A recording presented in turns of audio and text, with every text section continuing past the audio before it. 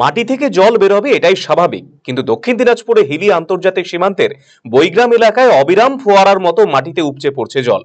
বাংলাদেশের উত্তপ্ত পরিস্থিতির মধ্যে দক্ষিণ দিনাজপুর হিলি থানার বৈগ্রাম এলাকায় ভারত বাংলাদেশ আন্তর্জাতিক সীমান্তের কাছে ক্রমাগত মাটি থেকে রহস্যময়ভাবে জল বেরোচ্ছে, যা দেখতে ভিড় করছেন স্থানীয় এবং আশপাশ গ্রামের বাসিন্দারা। ঘটনাস্থল থেকে ঢিলছুড়া দূরত্বে রয়েছে আন্তর্জাতিক সীমানা। বিএসএফ এর প্রতিনিধিরাও এই ঘটনা দেখে অবাক হয়েছেন। কি কারণে এই জল বেরোচ্ছে তা নিয়ে ধন্দে এলাকাবাসী এবং বিএসএফ।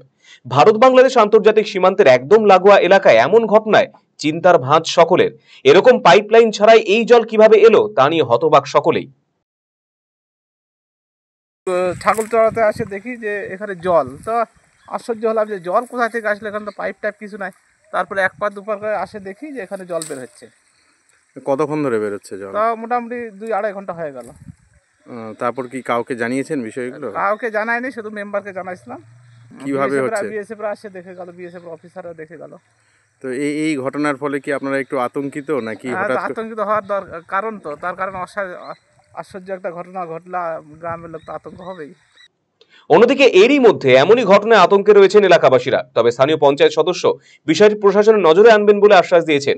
পাশাপাশি জনগণকে আতঙ্কিত না হওয়ার জন্য অনুরোধ করেছেন তিনি।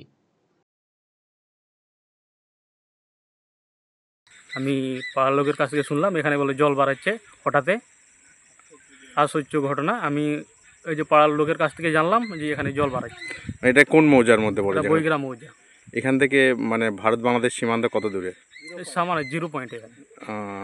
তো মানে এর ফলে কি মানে আপনারা আতঙ্কিত আছেন? আতঙ্কিত।